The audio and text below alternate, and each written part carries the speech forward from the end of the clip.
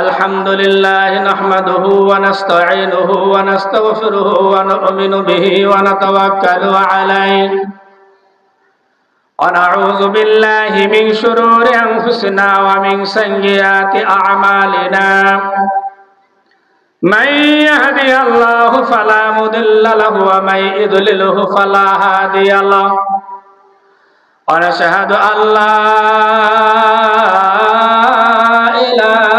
ইল্লাল্লাহু ওয়াহদাহু লা শারীকা লাহু ওয়া লা ওয়াজিরা লাহু ওয়া লা মুশীরা লাহু ওয়া লা দিদ্দা লাহু ওয়া লা নিদ্দা লাহু ওয়া নাশহাদু আন্না সাইয়্যিদানা ওয়া হাবিবানা ওয়া নাবিয়্যানা ওয়া শাফি'ানা ওয়া তাবিবানা ওয়া তাবিবা কুলুবানা ওয়া ঈমানানা ওয়া মিসলানা ওয়া মাওলানা মুহাম্মদ সাল্লাল্লাহু আলাইহি ওয়াসাল্লাম আম্মা বা'দ ফাআউযু বিল্লাহি মিনাশ শাইতানির রাজীম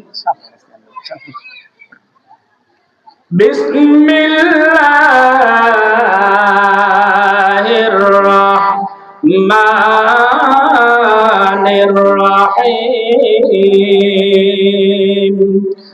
ইকরা বিসমি রাব্বিকাল্লাযী খালাক খালাকাল ইনসানা মিন আলাক ইকরা ওয়া রাব্বুকাল আকরাম আল্লাযী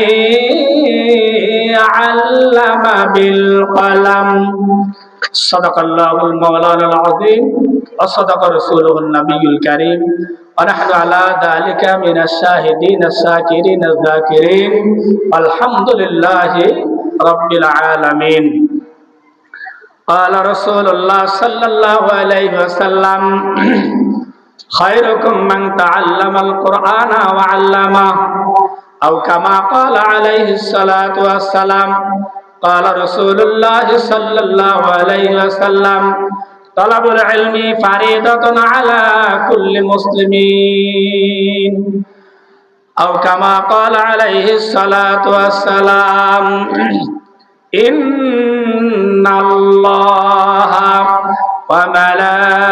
وملائكته يصلون على النبي يا أيها الذين آمنوا صلوا عليه وسلموا تسليما اللهم صل على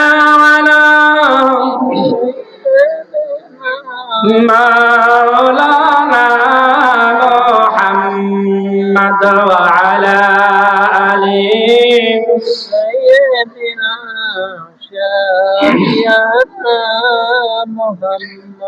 আমরা সবাই কাবার পাগল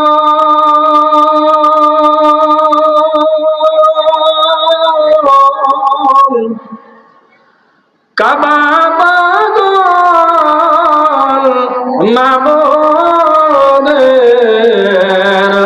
মাবুদ পাগল নবীর জন্যে নবী পাগল উম্মতের আল্লাহুম্মা সাইয়্যিদানা মাওলানা মুহাম্মদ ওয়া আলা আলি সাইয়্যিদানা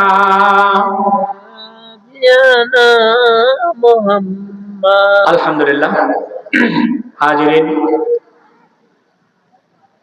মহান আল্লাহ তাবারক তাআলা শাহী দরবারে অসংখ্য অগণিত কালিমাতুশ শুকর আদায় করতেছি যে আল্লাহ রাব্বুল আলামিন দাদরা চন্দ্রগ্রাম ময়না দাখিল মাদ্রাসার 53তম বাৎসরিক ইসালে সওয়াব ওয়াজ মাহফিলে আমাদেরকে উপস্থিত হওয়ার জন্য সুবর্ণ সুযোগ দান করেছেন। সকলে বলি আলহামদুলিল্লাহ। অন্তরের অন্তরস্থল থেকে অসংখ্য অগণিত দরুদ ও সালাম আকাই নামদার তাজদার মদিনা আহমদ মুস্তাফা মুহাম্মদ মুস্তাফা সকলে বলি সাল্লাল্লাহু আলাইহি ওয়াসাল্লাম। মাদ্রাসার ছাত্ররা যারা এদিকে ঘোরাফেরা করতেছ, মেহরবানি করে প্যান্ডেলের ভিতর বসে পড়ো। যখন কাজের সময় হবে, কাজ তোমরা দায়িত্ব পাবে, কাজ করবে। আমার ডানে উপস্থিত অত্র মাহফিলের মধ্যমণি, হাজারো ছাত্রের কারিগর আলহাজ জাফর আলী মাস্টার মুদ্দাজিলুল আলী, আল্লাহ তাআলা ওনার হায়াতে বারাকা দান করুন। সকলে বলে আল্লাহুম্মা আমিন। যাদের অবদানে এই মাদ্রাসাটি আজ পর্যন্ত এই এতদূর পর্যন্ত মানে অগ্রসর হতে পেরেছে, আলহামদুলিল্লাহ। তার ডানে উপস্থিত আমার শ্রদ্ধেয় ভাজন ওস্তাদ, ওনার হাতের ব্যথার আঘাত আজও মনে পড়ে। আমার জীবদ্দশায় যত ওয়াজ নসিহত করি, যত জায়গায় আল্লাহ আমাকে নিয়ে গেছে, আলহামদুলিল্লাহ, আমার ভিতর থেকে কেন জানি হুজুরদের প্রতি এমনিতে একটা দোয়া চলে আসে। আল্লাহ তাআলা হুজুরকে আমার সামনে উপস্থিত করেছেন, সাথে আল্লাহ তাআলা হুজুরের হায়াতে বারাকা দান করুন। সকলে বলে আল্লাহুম্মা আমিন। আমি অত্র মাদ্রাসারই ছাত্র। আল্লাহ রাব্বুল আলামিন আমাকে আজকে এই অধমকে এই চেয়ারে দান কবুল করেছেন। আল্লাহ শুকরিয়া আমি আবারও আদায় করতেছি। আপনারা সকলে আমার সাথে বলেন আলহামদুলিল্লাহ। ইরফান ভাই, ছাত্রগুলো আসলেও তো জায়গা হবে, ছাত্রগুলো আসলেও তো অনেকটা জায়গা হয়।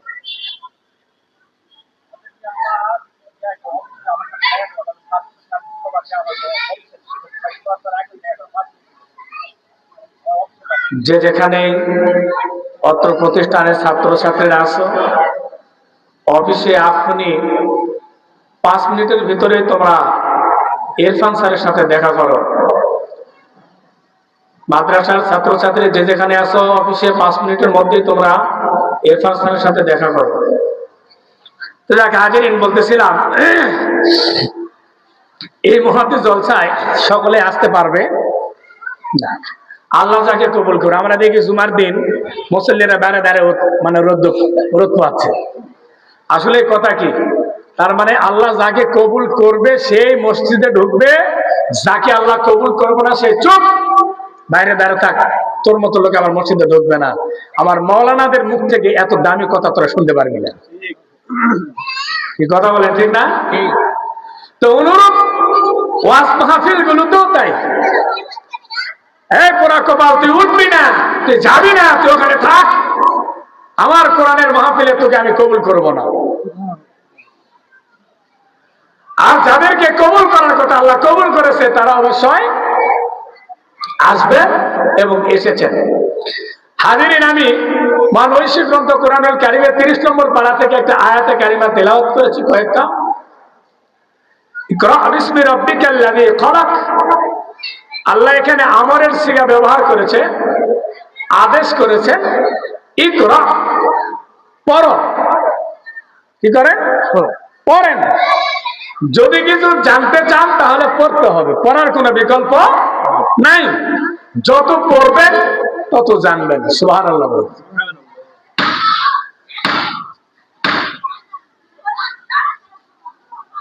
যত পড়বেন তত জানবেন। তো আসেন, আর আমরা যে জায়গাতে বসতে পেরেছি, এই জায়গাটা পড়ানা একটা ঘাঁটি, পড়ানার কি ঘাঁটি। তা হাজিরিন, আল্লাহ তাআলা কি বললেন? তোমরা পড়ো। কি পড়বেন আপনি? পড়ার কথা বলেছেন, কি পড়বেন? আপনাকে আল্লাহ কি পড়তে বলেছেন? কোরআন পড়তে বলেছেন। সুবহানাল্লাহ বলেন। রাসূলের অমীয় বাণী হাদিস শরীফ পড়তে বলেছেন। যেটা আমাদের জানা নাই সেটা আমরা জানতে পারবো। আল্লাহ নবী সাল্লাল্লাহু আলাইহি সাল্লাম বললেন, তালাবুল ইলমি ফারিদাতুন আলা কুল্লি মুসলিমিন ওয়াল মুসলিমা। প্রত্যেকটা নর নারীর ইলমে দ্বীন শিক্ষা করা ফরজ। সুবহানাল্লাহ। প্রত্যেকটা নর নারীর ইলমে দ্বীন শিক্ষা করা ফরজ। এই ইলমে দ্বীনটা যে আমরা শিক্ষা করব, কি শিক্ষা করব আমরা? আমরা কি কোনোদিন আলেম ওলামাদের কাছে বসছি যে হুজুর আমাদের একটা মাসালা খণ্ডন করে দেন? আমি আমার মসজিদে একদিন বয়ান করতেছিলাম ফরজ গোসলের বিষয়ে। গোসলের ফরজ কয়টি এইটাও আমরা অনেকে জানি না। দুই বিয়ে পাস, ছেলেও বিয়ে পাস, মেয়েও বিয়ে পাস। বিয়ে পাস ডবল বিয়ে হয়ে গেছে, তাদের বিবাহ বন্ধনে আবদ্ধ হয়ে গেছে। এখন তারা গোসল করতে গিয়ে এখন বলতেছে, স্বামী স্ত্রীকে বলতেছে, বলো তো গোসলে ফরজ কয়টি? স্ত্রী বলতেছে, তুমি বলো কয়টি? তার মানে দুইজনে পণ্ডিত। দুইজনে কি? একজন বলতেছে গোসলে ফরজ কয়টি, উনি বলতেছে তুমি বলো কয়টি? তুমি বলো বলতে বলতে একজন স্বামী বললো, দেখো প্রশ্ন কিন্তু আমি বলে করেছি আগে, আমার যুক্তিটা আগে তুমি জবাব দেবে। তো স্ত্রী বলতেছে, গোসলে ফরজ জানো না তুমি? গোসলে ফরজ 9টি। কয়টি? আমাদের নুরানির বাচ্চাদেরকে যদি জিজ্ঞেস করা হয় গোসলে ফরজ কয়টি, এ বাচ্চারা সুন্দর করে আপনাকে জানায় দিবে গোসলে ফরজ 3টি। সুবহানাল্লাহ বলেন। এইবার স্বামী বলতেছে 9টিতে বললে তুমি একটু বলো গোসলে ফরজ গুলো কি কি? এই বেটি যাও, এখন বলতেছে বলো গোসলে ফরজ 3টি কি কি? 9টি কি কি? তো উনি বলতেছে গোসলের উদ্দেশ্যে বালতি নেওয়া, পানি উঠার জন্য মগ নেওয়া, তোয়ালা নেওয়া, কাপড় চোপড় নেওয়া, সাবান নেওয়া, শ্যাম্পু নেওয়া, বলতে বলতে বলতে বলতে 11টা 12টা হয়ে যাচ্ছে। তুমি না বললে 9টি, 11টি হলো কেন? আরো বেশি আছে, তোমার ভয়ে বলি নাই, আরো বেশি আছে। মুসলমান, এই তো হলো আমাদের পরিস্থিতি, এই তো অবস্থা। অথচ কোন মানুষের যদি গোসল ফরজ হয়, আর এই মানুষটি যদি গোসল করতে গিয়ে সারাদিন সাগরের মধ্যে হাবুডুবু খায়, নদীর মধ্যে হাবুডুবু খায়, কূপের মধ্যে হাবুডুবু খায়, পুষ্কুনির মধ্যে হাবুডুবু খায়, কিন্তু গোসলের ফরজ যথারীতি আদায় করে নাই, দেখা যাবে এর গোসলের ফরজ আদায় হয়নি, শরীরটা পবিত্র হবে না। এই আলোচনা করলাম, নামাজ শেষে আমার মুসল্লি আমার হাত চেপে ধরে 2 চোখের পানি ছেড়ে দেখে আসতেছে যে বাবজান, আমরা তো জীবনে এলা জানতাম না, আমাদের যদি ভুল হয়ে যায় তাহলে কি হবে? আমি বললাম ভুল করছেন, আল্লাহর কাছে তওবা করলে আল্লাহ মাফ করে দেবে। সুবহানাল্লাহ বলেন। আল্লাহর কাছে তওবা করলে মাফ করে দিবে। আল্লাহ রহমান, আল্লাহ রহিম, আল্লাহর দয়া আছে, আল্লাহর মায়া আছে। আল্লাহ আপনাকে আমাকে বড় ভালোবেসে তৈরি করেছেন। তাহাজিরিন শুনে রাখেন, গোসলের ফরজ 3টি কি কি? 1 নম্বরে হলো গড়গড়া সহ কুলি করা, পানি গলার মধ্যে নিয়ে গড়গড়া সহ কুলি করা। রমজান মাসে আবার গড়গড়া করা যাবে না। দিনের বেলায় যদি কারণবশত গোসল খরচ হয়ে যায়, গড়গড়া কুলি করলে গোসল মানে রমজান রোজা নষ্ট হওয়ার সম্ভাবনা। সুতরাং রোজা অবস্থায় গড়গড়া কুলি করা যাবে। এরপর কি নাকে পানি দেওয়া, বাম হাতের বৃদ্ধা এবং কনিষ্ঠ আঙ্গুলি দ্বারা নাকের নরম জায়গাটা পরিষ্কার করা, 3বার নাকে পানি দেওয়া। সুবহানাল্লাহ বলেন। এরপরে কি সমস্ত শরীর ভালোভাবে ধৌত করা। এই ভালোভাবে ধৌত করতে গিয়ে যদি আপনার শরীরের কোনো পশমের গোড়াও না ভিজে, তাহলে গোসলের ফরজ আদায় হবে এখন শীত দেখে যদি চিন্তা করেন শীতে এত সিস্টেম মানা যাবে না, তাহলে হবে? তাহলে হবে না। এই জন্য মুসলমান দ্বীনি মার্কাজগুলো, এই মাদ্রাসাগুলো দরকার আছে,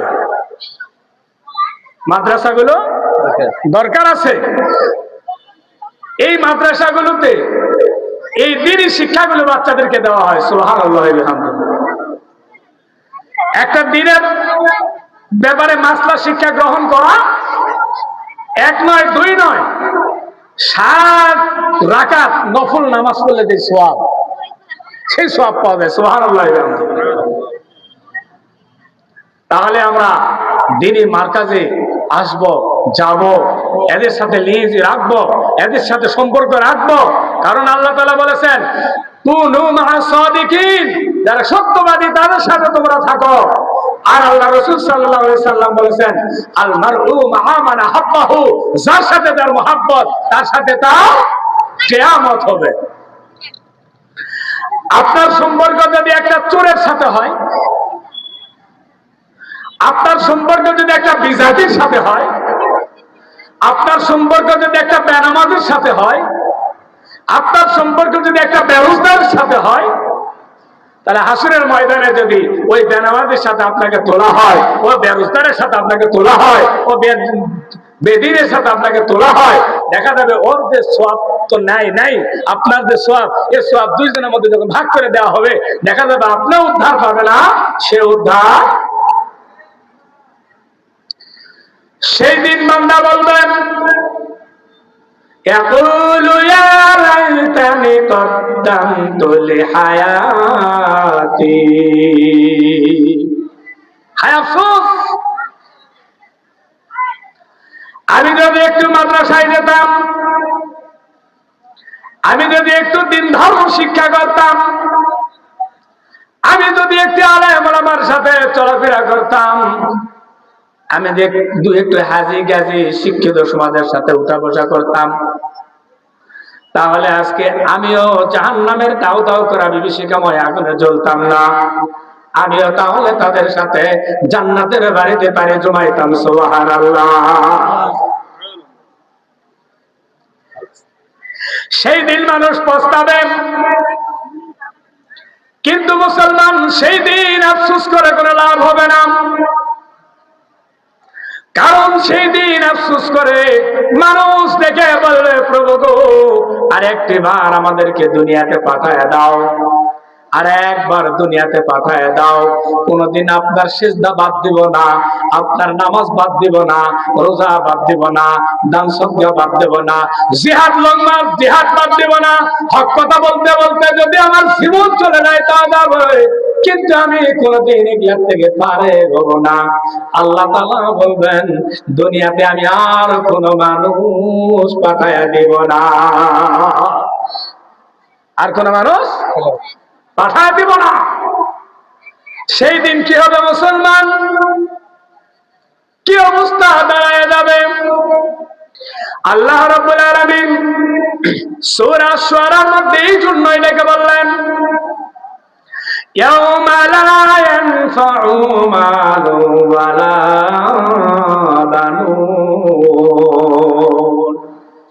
ইয়াউমা লা ইয়ানফাউ, সেই দিন আপনার অর্থ সম্পদ, টাকা পয়সা, বাড়ি গাড়ি, নারী, ব্যাংক ব্যালেন্স কোন কিছু আপনার উপকারে আসবে। এরপরে আল্লাহ তাআলা বললেন ওয়ালা বানুন, শুধু তাই নয়, আপনার সন্তান সন্ততি আপনার কোন উপকারে আসবে না, আপনার সন্তানও কোন উপকারে আসবে না। তাহলে কি লাভ হলো? নাই বাড়ি, নাই গাড়ি, নাই ধন, নাই সম্পদ, নাই টাকা, নাই ব্যাংক, নাই ব্যালেন্স, অর্থ করি চুচুমা সয় সম্পত্তি কোন কাজে আসবে না। শুধু তাই নয়, আপনার সন্তান যে সন্তানের জন্য চুরি করলেন, বাটপারি করলেন, খুন করলেন, খারাপি করলেন, রাহাজানি করলেন, সন্ত্রাসী করলেন, রাস্তা মারলেন, মানুষকে ঠকাইলেন, ভাই হয়ে বোনকে ঠকালেন, ভাই হয়ে ভাইকে ঠকালেন, বাবার মাথায় দিব্যি মারলেন, লাথি মারলেন, মাকে ধিকার দিলেন, যেই সন্তানকে মানুষ করতে গিয়ে জিন্দেগি বরবাদ করে দিলেন, ওই সন্তান সেদিন আপনার কোনো উপকারে আসবে না। তাহলে কার জন্য দুনিয়া? কার জন্য, কার পিছনে দৌড়াইতেছেন? কিসের জন্য দৌড়াইতেছেন? হাজিরিন, এই সন্তান, এই সন্ততি আপনার বিরুদ্ধে আল্লাহর কাঠগড়ায় মামলা দায়ের করবে। আরিনাল্লাযাইনি মিনাল জিন্নি ওয়াল ইনস নাজআলুহুমা তাহতা আকদামিনা লিয়াকুনা মিনাল আসফালিন।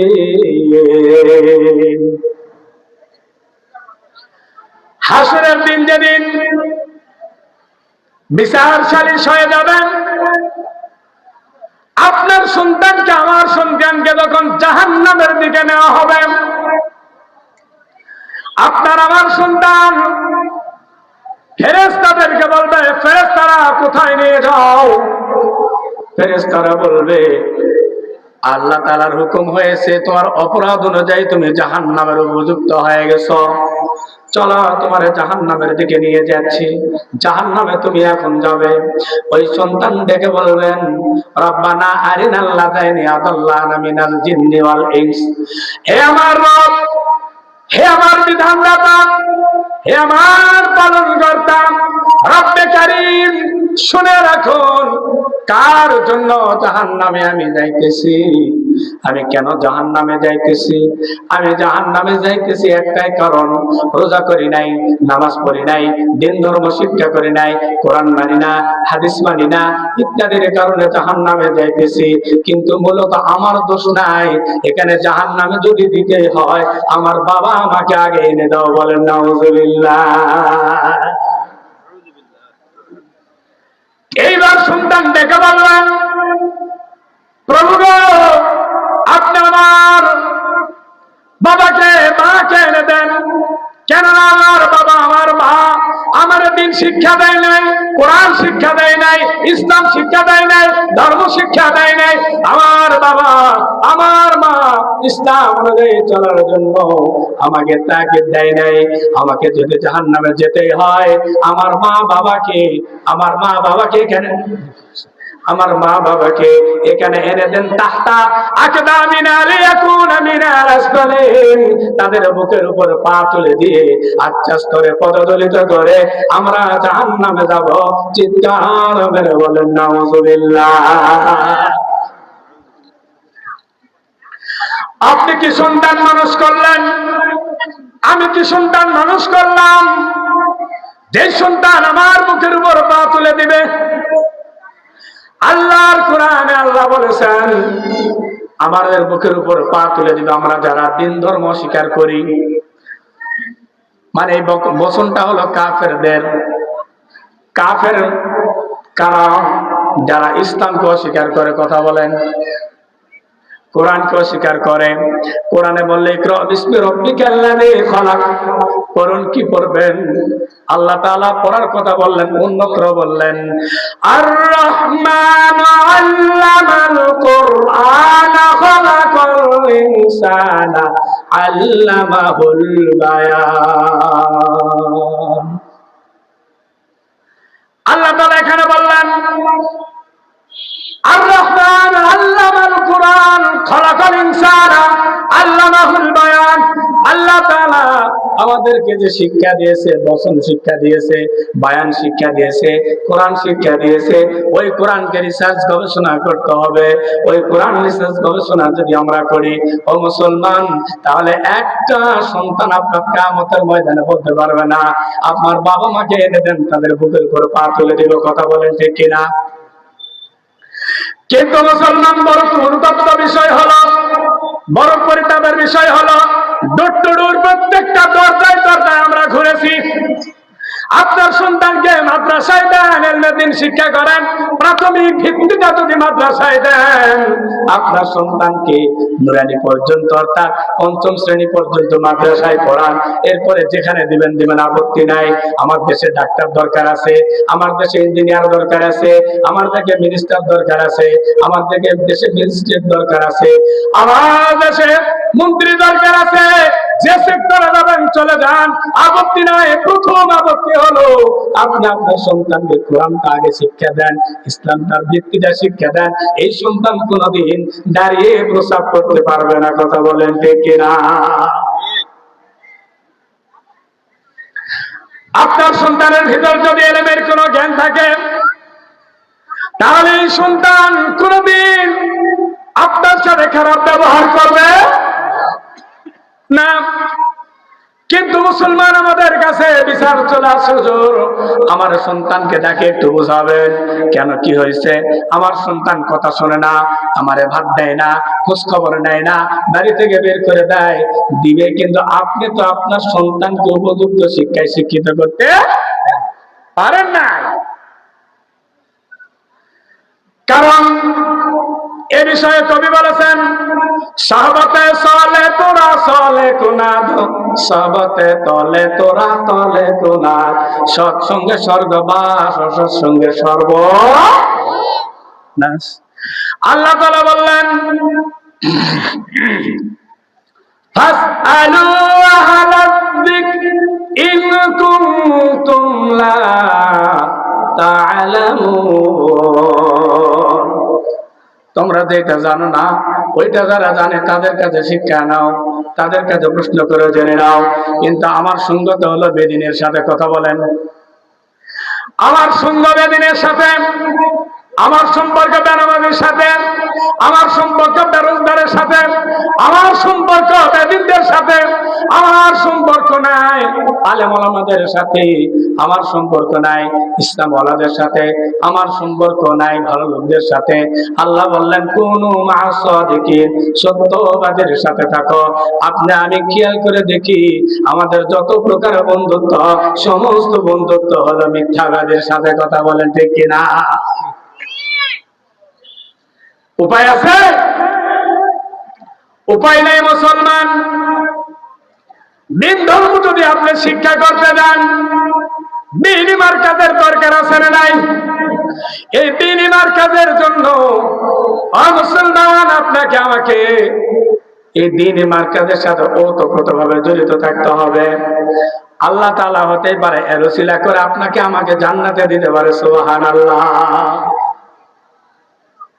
কারণ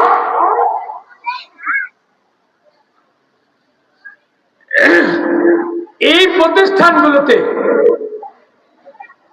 কোরআন হাদিস চর্চা করানো হয়, শিক্ষা দেওয়া হয়। এই মঞ্চে এখন আপনারা দেখতেছেন, চারজন ব্যক্তিকে আপনারা দেখতেছেন। চারজন ব্যক্তির মধ্যে আলহামদুলিল্লাহ এই মঞ্চে উপস্থিত আছে। এই প্রতিষ্ঠানে লেখাপড়া করা, এই প্রতিষ্ঠানের ছাত্র দুইজন উপস্থিত আছে। সুবহানাল্লাহ বলেন। আমি অধম গুনাহগার, আর আমার শ্রদ্ধেয় বড় ভাই উনি এই প্রতিষ্ঠানের একজন ছাত্র। তাহলে এই প্রতিষ্ঠানে আমাদেরকে অজুহাত দেওয়া হয় যে মাদ্রাসায় পড়ালে ভিক্ষা করে খাবে। কি কথা বলেন? আছে না নাই কথা এরকম? আসলে মাদ্রাসায় পড়ালে ভিক্ষা করে খায়। মাদ্রাসায় যারা পড়ে তারা ভিক্ষা করে না। খোদা আল্লাহর কসম করে বলতেছি, ভিক্ষা তো তারাই করে যারা মাদ্রাসায় পড়ে না। আমাদের কাছে যায় অনুনয় করে, ভাই আমার বাবা মারা গেছে, দয়া করে আমার বাবার জানাজাটা একটু করে দিয়ে। কথা বলেন, ভিক্ষুক কে?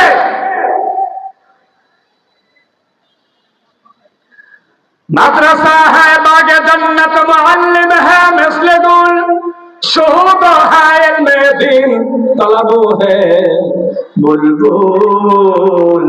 মাদ্রাসা হলো জান্নাতের বাগান। সুবহানাল্লাহ। মাদ্রাসা হলো জান্নাতের বাগান, মাদ্রাসা হ্যাঁ বাগে জান্নাত, মুআল্লিম হ্যাঁ মিসলে গুল, আর শিক্ষকরা হলো সেই বাগানের ফুল, সেই বাগানের ফুল। অর্থাৎ কিতাবগুলো হলো মধু। সুবহানাল্লাহ বলেন। কিতাবগুলো মধু, এলেম, এলেমটা হলো মধু। শহদহা ইলমে দিন তলাবু হে বুলবুল। আর তলবে ইলম ছাত্র যারা আছে এরা হলো আল্লাহ রাব্বুল আলামিন এদের বুলবুলির মতো, মৌমাছির মতো প্রেরণ করে থাকে। সুবহানাল্লাহ। আর মুসলমান, মাদ্রাসার ছাত্রদের উদ্দেশ্যে দু একটি কথা বলি। এই মাদ্রাসার ছাত্র কত দামি শুনে রাখেন। এই মাদ্রাসা শুধু নয়, বিশ্বের মধ্যে মাদ্রাসার কথা আমি বুঝাইতে চাইছি। এই মাদ্রাসা বলে মুসলমান, মাদ্রাসার ছাত্ররা কত দামি। মাদ্রাসার ছাত্র যখন মাদ্রাসার দিকে চলে যায়, প্রত্যেকদিন ছাত্র আস্তে আস্তে দেখে, প্রত্যেকদিন ছাত্র আসে, ক্লাসে আসতে লেট হয়, ছাত্রটাকে ওস্তাদ লাঠি উঁচু করছে, পান ব্যাগ উঁচু করছে, মারবে, ডেকে বলেন হুজুর আমারে মারেন না, আমার কথাটা আগে শোনেন তারপরে আমারে মারবেন। সুবহানাল্লাহ। ওস্তাদকে ডেকে বললেন হুজুর আমার কথা আগে শোনেন এরপরে মারবেন, আমার কোনো আপত্তি নাই। ওস্তাদ ডেকে বললেন কি বলবে বলো। ছাত্র বলে হুজুর প্রত্যেক দিন যখন আমি মাদ্রাসায় বের হয়ে আসি, মাদ্রাসায় আসার সময় আমি লক্ষ্য করে দেখি কতগুলো সোনালী রঙের পাখি রাস্তার মধ্যে আছে, আমার পায়ের নিচে পাখনাগুলো বিছায়া দেয়। আমার বিবেকে বাধা দেয়, ওই পাখনাগুলোর উপর দিয়ে কেমনে আমি আসি। আমি একটা একটা করে পাখনাগুলো সরাই দিয়ে আসতে আমার লেট হয়ে যায়। সুবহানাল্লাহ। ছাত্রটা ছিল সে যুগের দার্শনিক, তাকে হুজ্জাতুল ইসলাম বলা হয়, ইমাম গাজালি রহমতুল্লাহ আলাইহি। সুবহানাল্লাহ। মুসলমান শুনে রাখেন, এই মাদ্রাসাগুলোকে কেন সম্মান করবেন, ইজ্জত করবেন, তাজিম করবেন, কেন সন্তানদেরকে দ্বীনের শিক্ষা দিবেন? এই সন্তান আপনার হাসরের ময়দানে একটা সন্তান যদি আলেম হয়ে যায়, একটা সন্তান আল্লাহ রাব্বুল আলামিনের হুকুমে এক নয় দুই নয় 46 জন ব্যক্তিকে জাহান্নামীকে সুপারিশ করে জান্নাতে নিয়ে চলে যাবে। সুবহানাল্লাহ। সিনায় যারা কোরআন ধারণ করে, একটা কোরআনের হাফেজকে আল্লাহ তাআলা পারমিশন দিবেন, ও আমার হাফেজ সাহেব জাহান্নামের দ্বার প্রান্তে কিনারে দাঁড় করে বলবে, ওই দেখো দুনিয়াতে তোমার সাথে যাদের ভালো সম্পর্ক ছিল তাদেরকে সুপারিশ করে নিয়ে চলে যাও। হাদিসে আসছে একজন হাফেজ কোরআন, এক নয় দুই নয়, একজন হাফেজ কোরআন 30 জন ব্যক্তিকে সুপারিশ করে জান্নাতে নিয়ে চলে যাবে। সুবহানাল্লাহ। 10 জন ব্যক্তিকে সুপারিশ করে জান্নাতে নিয়ে যাবে। সুবহানাল্লাহ। কতজনকে?